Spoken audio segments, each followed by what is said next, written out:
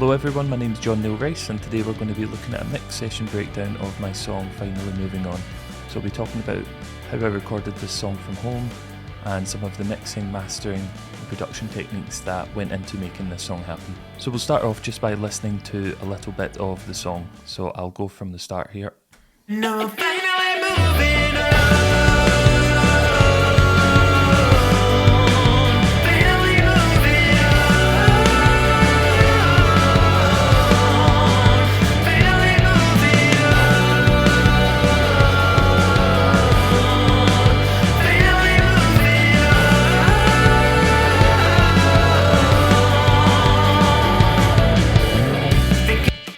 So that's the first section of the song, and as you can see here, the mastering plugins are not engaged on the stereo out at the moment, and I want to show what effect they have on the overall track shortly. I think a good place to start is by talking through each element of the song and talking a little bit about how it was recorded and also the mixing techniques that went into each track. So let's start off with the vocals, which is my favourite aspect of recording always. So I have a track stack here for the lead vocals. So when you click down here, you can see all the different tracks inside that track stack. And what track stacks are great for is combining a number of tracks into one so that you can put all of the processing on that one track and it affects all tracks within the stack. So it's a way of saving on time, but also processing power. No, finally moving on. Finally moving on. Finally moving on. So you can hear the lead vocal line has a double recording just to give it that thickness. Often call it the vocal thickening technique. Finally moving on. And this line is supported by the harmony here, which is also doubled up.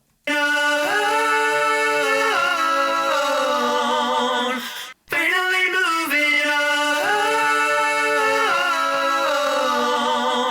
Finally moving on. The harmony comes in every second time just to give it that extra boost in the track. Finally moving on.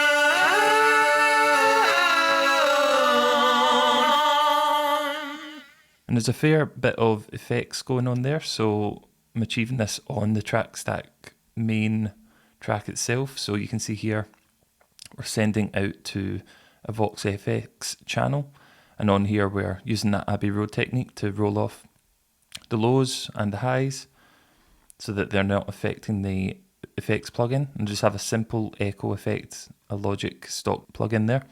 So if I just solo the effects track itself, you'll hear just the effect. There we go.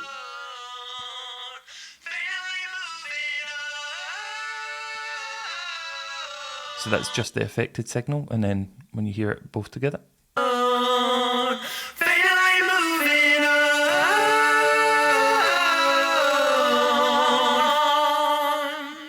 So it's quite a crunchy, echoey rock sound on the vocals. And then we get into the verse, so you'll hear the line here. Thinking back to the things that I did back then, pushing out all the lies living in my head. Oh. So we have a little bit of a pan echo effect going on there, and I've actually done this quite manually just by taking some of the elements of the main track and pasting them into separate tracks, panned hard right and left, timing them out, and then bringing in a harmony there as well. And these are also affected by the same effects channel. So you'll see that I've sent all of these tracks are all sending to the same effects channel there, so they're all pulling on the same Vox FX aux channel, and that just helps to bring a consistency across the vocal tracks, but also saves again on processing power as they're all using that same field. Lessons learned with the tables turned. I'm just trying to keep the waves at bay. And I'm finally moving on.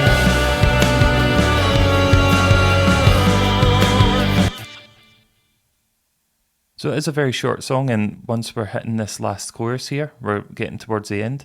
You've seen a similar vocal line here with some variation, just to keep it different towards the end of the song, but it is very simple, straightforward. We have that main chorus section and then this verse in the middle.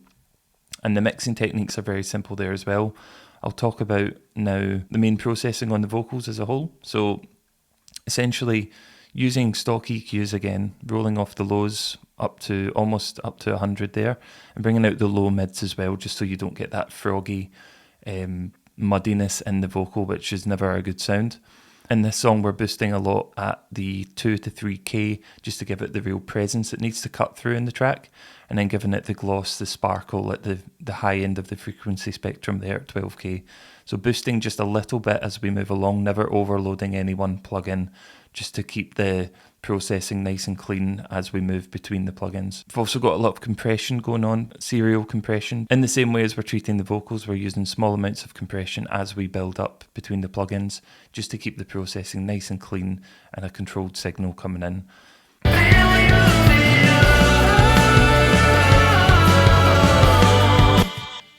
So that one's a little bit more aggressive, but mostly we're going for around 5 dBs of reduction and then bringing that up with the makeup gain just to give a more consistent dynamic signal.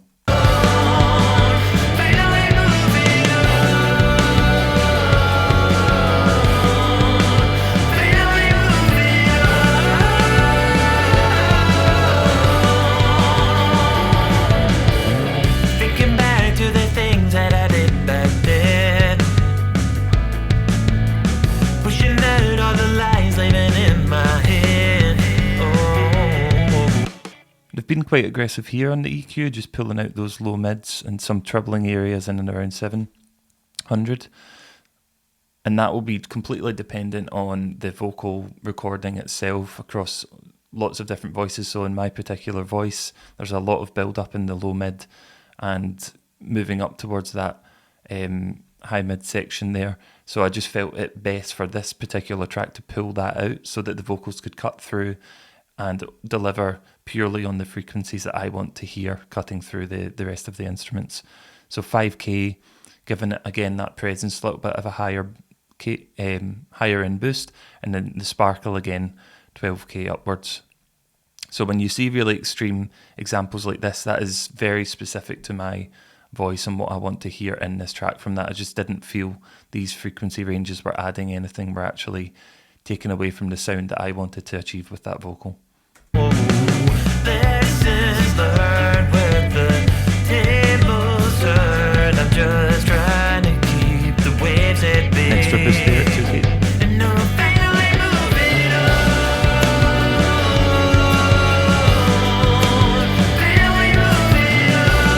And then I really did feel for all the boosting of the high frequencies and mid-range frequencies for this vocal line. It did need a de-esser in the end just to take out the harshness of some of those sibilances in the vocal line. So I've used a rolling feature here, just anything above 4237 in the frequency spectrum, and bringing down that threshold fairly far. So anything exceeds that threshold is going to be attenuated by the de-esser and just take out the harshness of that vocal.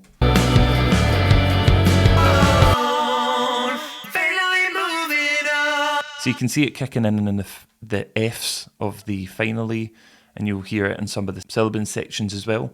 And it's just controlling it, and it's just giving it a nicer, smoother sound and less harsh on the ear. But you don't want to overdo it to the extent where it takes away that presence of the vocal so that it can cut through the instruments. It's quite a dense mix, a lot of guitars, a lot of big drums, piano in this track, so the vocals really do need to cut through, but you don't want it to affect the ear too harshly.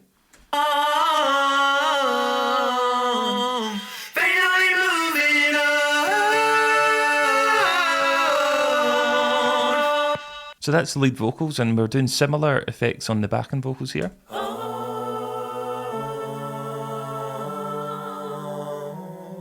Again, just EQ, a little bit of compression. You can see rolling off a lot of the same stuff with the lows. A little bit more lows being rolled off in the backing vocals just to make sure the frequencies are out of the way of the main vocal line, but also the other instruments. The backing vocals are behaving differently and performing differently in this track to the lead vocals, so they deserve a different approach to the mixing. So rolling off a little bit more lows so they don't get in the way. Again, that low mid range to take out the muddiness, and then I love a lot of sparkle on the backing vocals just to give it that real high end glisten over the top of the track and across the stereo field. And a little bit of de-essing again just to control the harshness.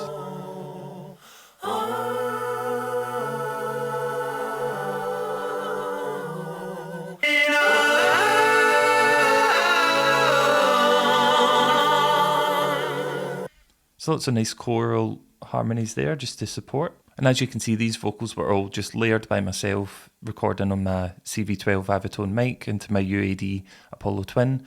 And I'll do more videos in the future about my specific setup and the way in which I record and approach vocals.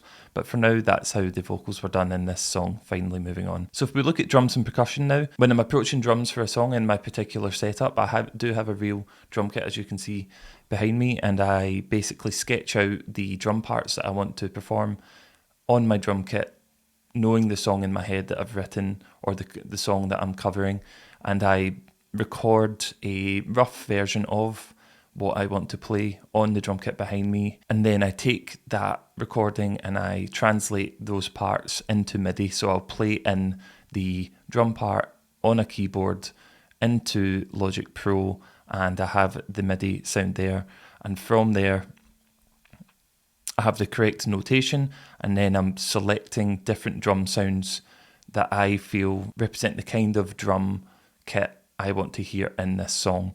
So it's a little bit more of a hip hop approach on the drum side as opposed to a rock approach recording live drums. But for my particular setup and my resources, this is the way that works for me, and it's the way I can record songs, get great drum sounds and great drum parts in easily and without disturbing the neighbours, essentially. And Logic Pro has some amazing drum sounds, and these are all stock sounds that I've used, and using the East Bay Plus producer kit as the basis and then changing it from there. If you click into the overhead section into the drum kit, you can go in and change out each individual aspect of the drum kit itself, and you can mix that in there. So I've created a custom kit within that using the East Bay Plus as a template, and this is the resulting drum sound here.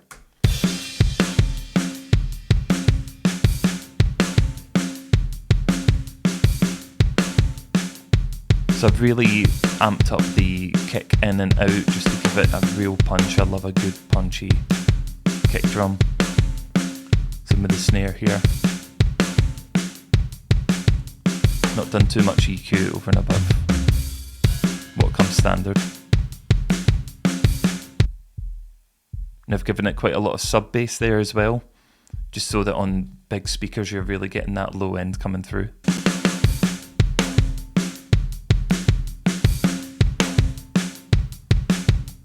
So you can see here the MIDI notation for the drums that's all been played in on the keyboard. And of course you can then go in and shift that about any which way. You can edit it to your heart's content. You can quantize it as much as you want, or you can just leave it alone as you've played it in to give it that a bit more of a human feel. So that is my approach to the drums for this song, and I think they sound fantastic. It's a nice simple drum part just to support the other components of the song, and I'm augmenting it a little bit with some percussion, which is actually just one of the drummer tracks in Logic. So I just selected that, just wanted some shakers.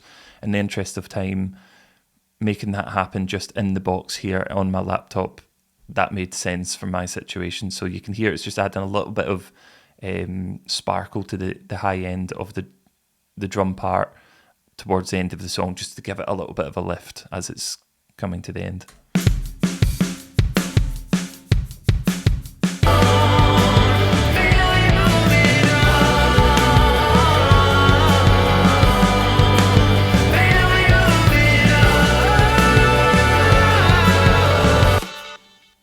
So that's the drum part, and we'll do more videos in the future about how I'm mixing drums and what I'm looking for out of the kick, what frequencies we're looking to get the kick performing, really driving the low end of the song. But this is just an overview of how this song is constructed and some of the ways in which I've done that. So next up is the bass. So it's quite a growly rock, a lot of slides, open strings, very melodic and hypnotic bass line.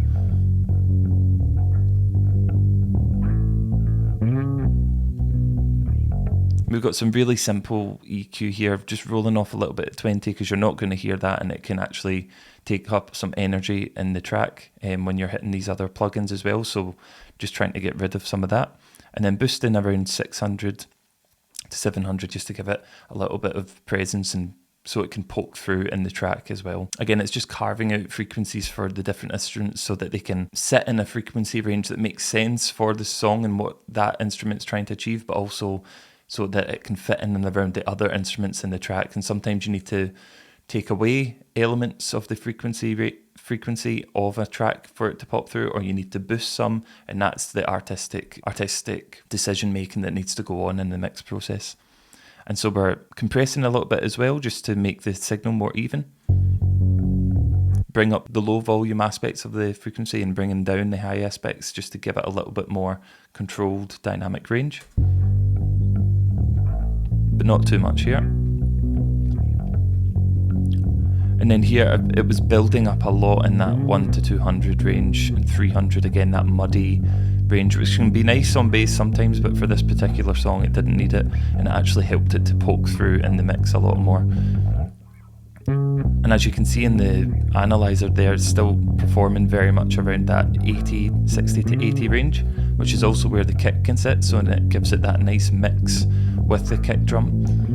You don't want it sitting too separate from the kick drum, but you want it to be merge nicely, but also not interfere too much so that both instruments can poke through in the mix.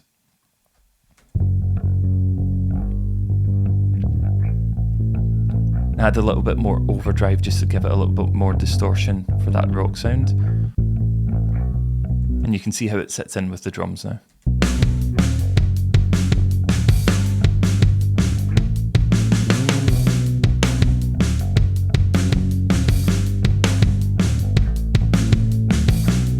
So that's the bedrock of the song there, the low end.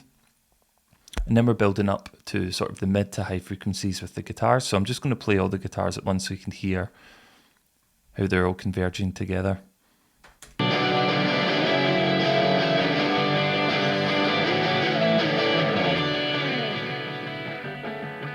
we've got a few different lines going on. So if I just isolate this, it's a drop D riff. Quite different from the rest of the parts. And what you can achieve with separate parts in the guitar not being doubled, so sitting themselves in the stereo field and panned effectively, is to achieve a wide sense of the stereo image. If you're viewing it as a room in which performers are performing, when we're playing this here, with headphones on or with a good speaker setup, it really does sound like there's someone playing that on the right hand side of the room. Normally, for riffs like with these chords, we are doubling them up and panning them left and right so that they cover the entire spectrum, stereo field.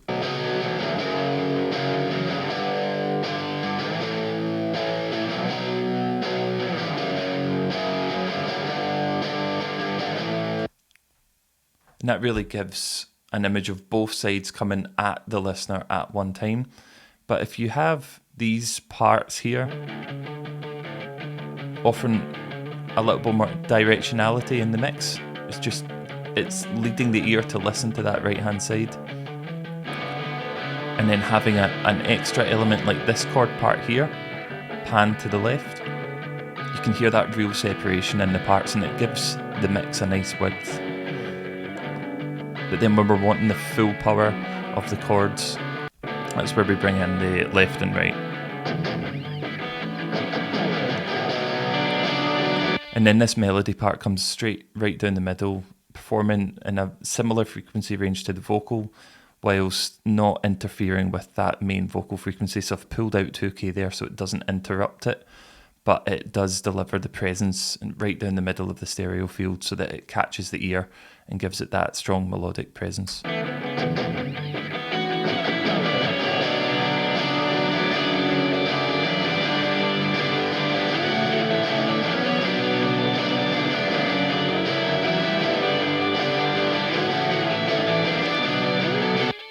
As you can see on that melody part, there's quite a lot of echo going on, so a delay, and de-essing it a little bit, which is also an effective technique used by the likes of Andrew Sheps, just to de-harsh some of the guitars if you're boosting the frequencies too much at certain points. So it's often in and around that 5K range that guitars are boosted just to give them the sound and presence they need. So sometimes that can lead to a little bit of harshness, and the de-esser can help to just mitigate that.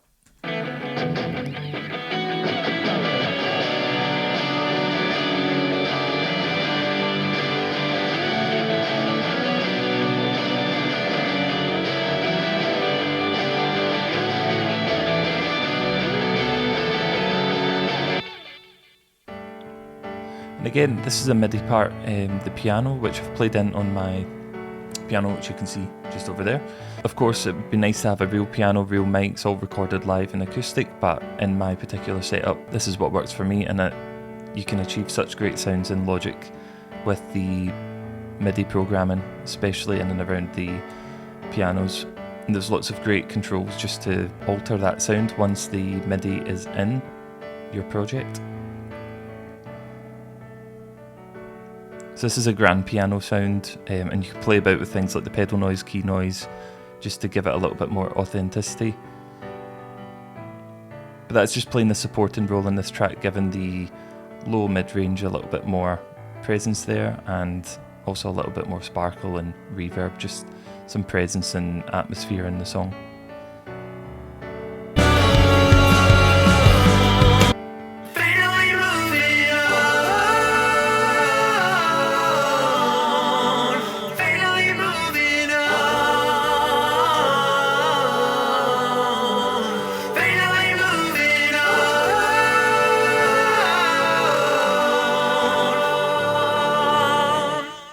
So the last aspect of the mixing I'd like to talk about is the mastering. So if we play the track, I'll activate the mastering plugins and talk about what they're doing and how they're bringing the track to life and giving it that final polish.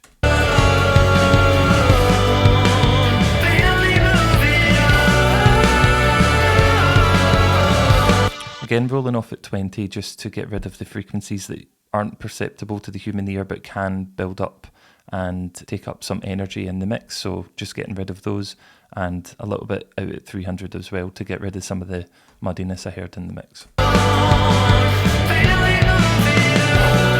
And it should be all light touches at this stage on the stereo field. Anything major problems you're hearing, I would refer back to the mix itself and the individual tracks that be causing those issues. Anything on this track, on the stereo outfield in your master, should be done quite subtly.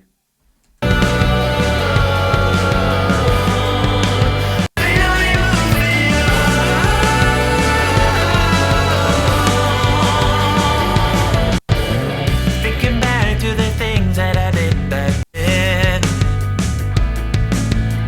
pushing out all the lies living in my head. Oh. So the new mastering plugin in Logic Pro is an incredible plugin, and it can give you a lot of help in the mastering process, especially if you spent a lot of time recording and mixing the song, just to get some assistance at that end point. This plugin is fantastic, and it's only just released in the past year, so still lots of developments going on with it. So you can see here all the EQ moves that it has basically analysed the track and applied where it thinks it needs boosted or pulled out.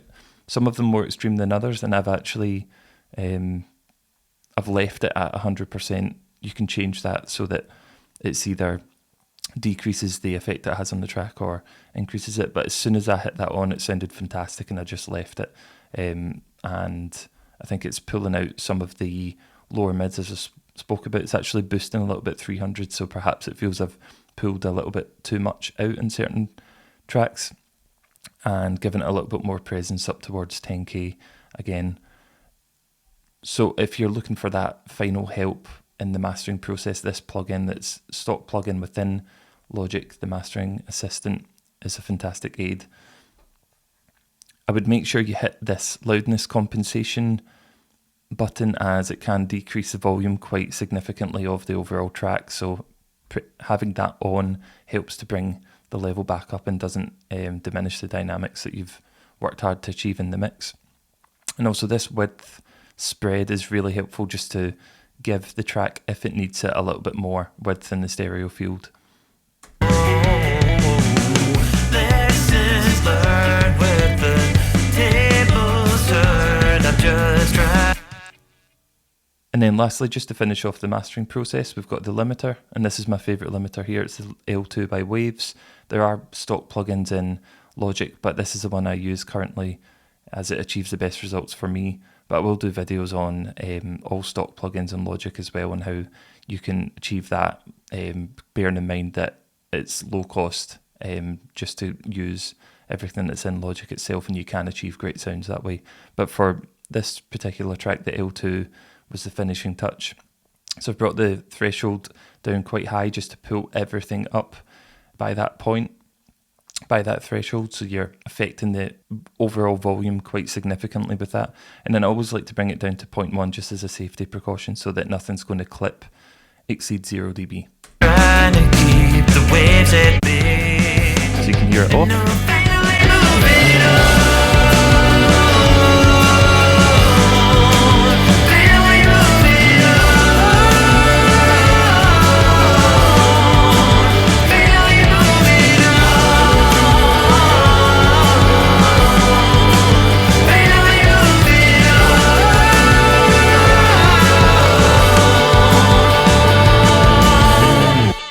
So I'll finish off by building up the track piece by piece, just so you can hear how it all fits together. I'll end it with all instruments in, so you can hear the final product. Starting with the drums.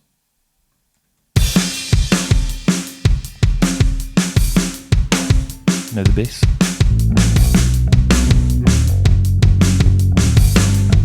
The guitar melody. Chords.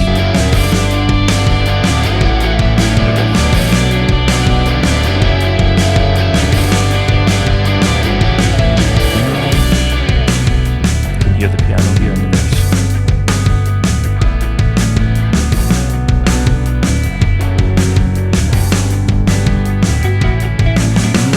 Lessons learned with the tables turned. I'm just trying to keep the waves at bay. Now everything all at once.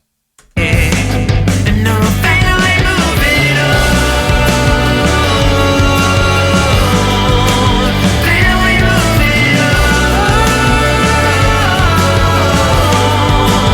Finally moving on.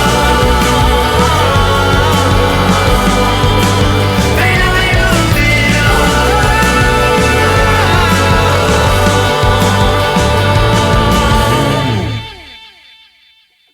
So that's the mix session breakdown of my song Finally Moving On. If you enjoyed this video, you can subscribe, like, share and leave a comment. We'll be doing more videos like this going forward, breaking down songs that I've recorded and talking about how you can achieve this from home, low cost, in your own time, with minimal equipment, using Logic Pro and some simple hardware and instruments that hopefully you either have or can acquire pretty easily. So thanks again, and see you next time.